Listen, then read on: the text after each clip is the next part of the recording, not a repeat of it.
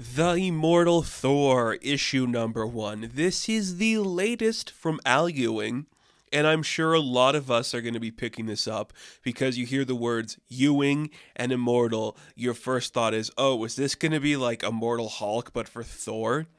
Immortal Hulk, one of the best stories to have Hulk in a very long time. Incredible run on Hulk. Now Thor's turn. There's been a lot of stuff happening of Thor. Donny Cates was planning something big. He was in an accident and could not work on the book anymore.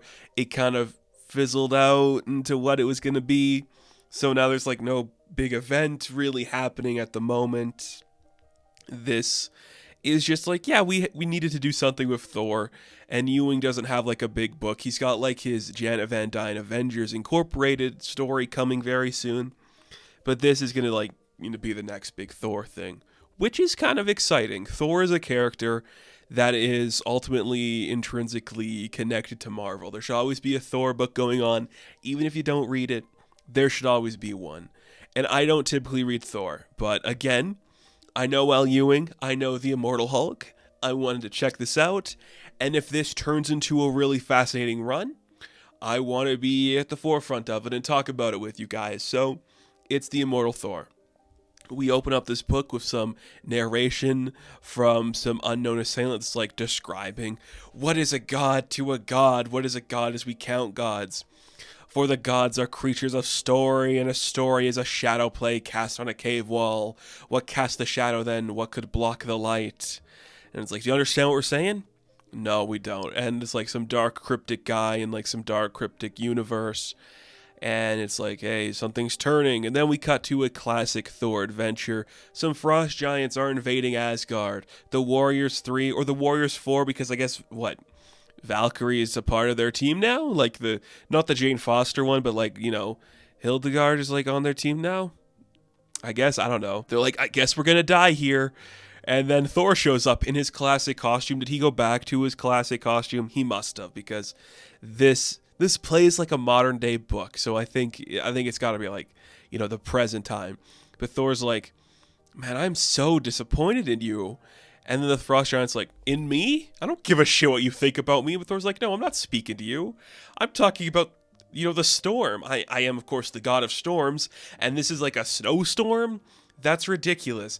If I say it's going to snowstorm, it's going to snowstorm. So when I don't want it to, it's not going to. And then it turns into like a nice sunny sky. And then the Frost Giants are like, this sucks. I hate it here. And they run away in defeat. Great. It's fun. But Thor fights one of them for a minute and then he kills them. And you're like, that's great.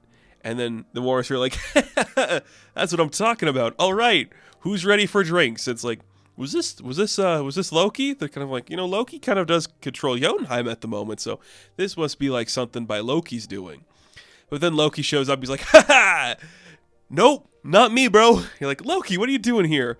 And you know what I love about this book? I think it's so cool and so interesting. Loki is drawn the most androgynous that I've ever seen Loki drawn before. This is just a mixture of the male and female essence of Loki distilled into one gender fluid being. That's really cool. That's something I dig. Fandrel's kind of, flirting with them. That's so cool. And he's like, what did you do, Loki? I don't want you to do this. You can't abandon everything and leave people to fuck up in your place. He's like, I don't know, hey, what do you want from me? I'm just doing stuff.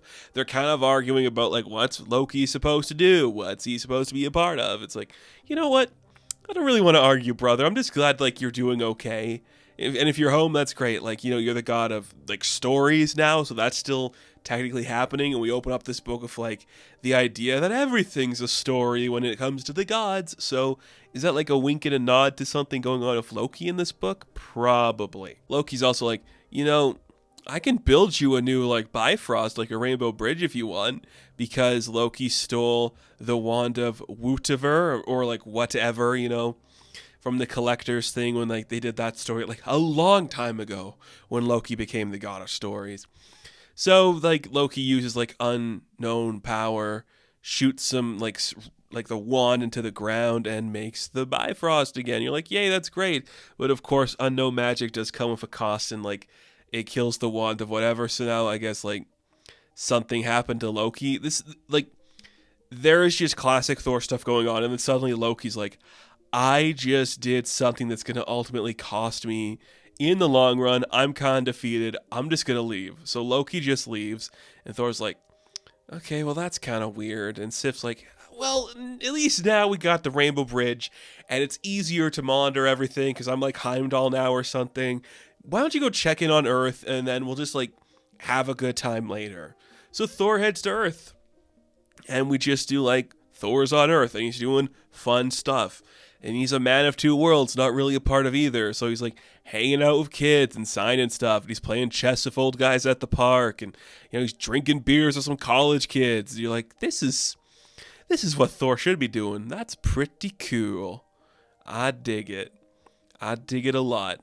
And he's just like, yeah, I'm okay. But I'm also kind of just like all over the place all the time, doing like a million different things.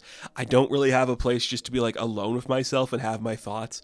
So then this book, like, I've been enjoying it so far. The artwork is really incredible, and the writing is very like that classic like thee and thy and they and all of that, and it's a lot. So I'm going to spare you that.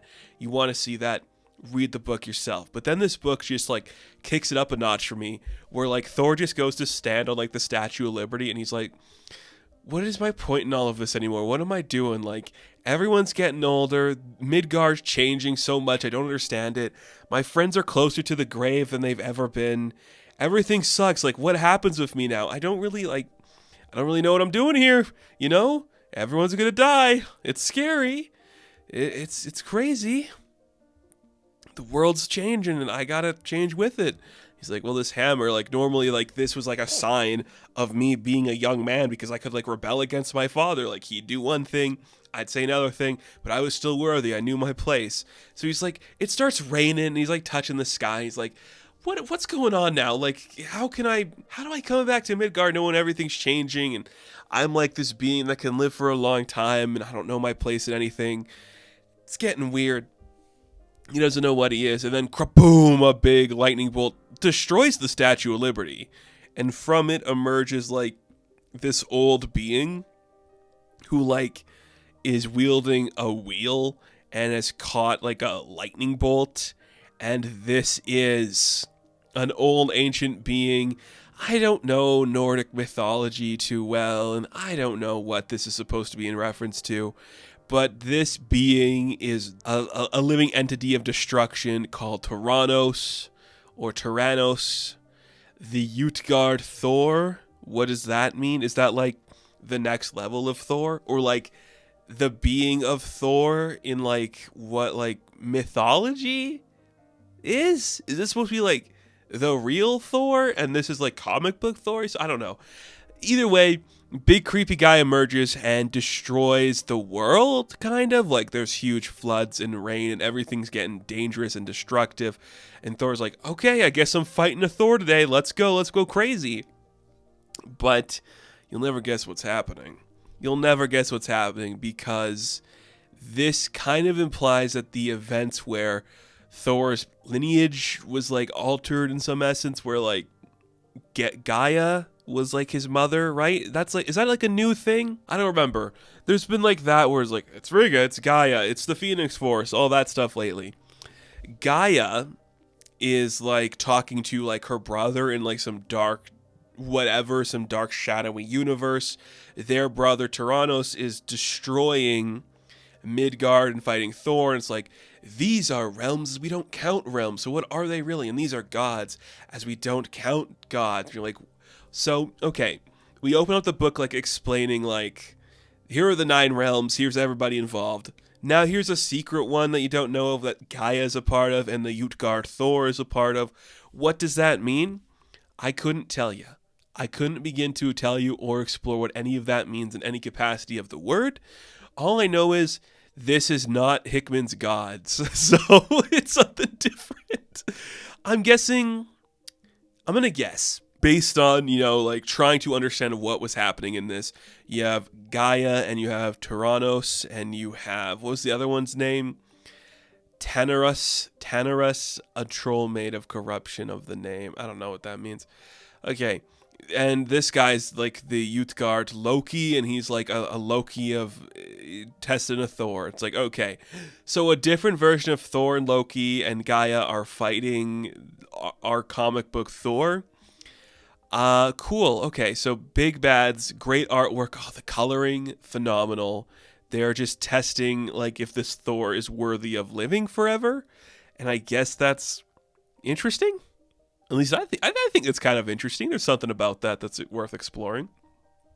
Look, this is classic Thor fun, and I think that's what the character needed right now. It's like, yeah, we're setting up for something bigger. Thor's gonna fight some frost giants. He's gonna go to Midgard, party hardy, and then boom, a big piece of essence comes from the sky and tells him, "I'm going to challenge you, you piece of shit." Turns out it might be like his secret vine mother or something. But yeah, cool. Okie dokie. I'm here for it. Whatever we're doing, I'm interested in it. I think it's going to be a very fascinating look at like a character study. I don't know. I hope it's worthwhile because it could be really fun. But an elder god of the Utgard realm had marked Thor for destruction, and a city with him, yet the only power that could prevail carried its own terrible price. That's the like teaser for next issue. So the Utgard realm, Utgard Thor and Utgard Loki, what does it mean? I don't know. But we'll find out together, folks. So, the Immortal Thor issue number 1, I am going to give an 8 out of 10. Now, thank you all for watching this review. Be sure to like and subscribe to the channel. As always, you can check me out on Instagram, TikTok, and Twitter. And as always, I will catch you in the next one. Have fun. Stay safe. Good luck.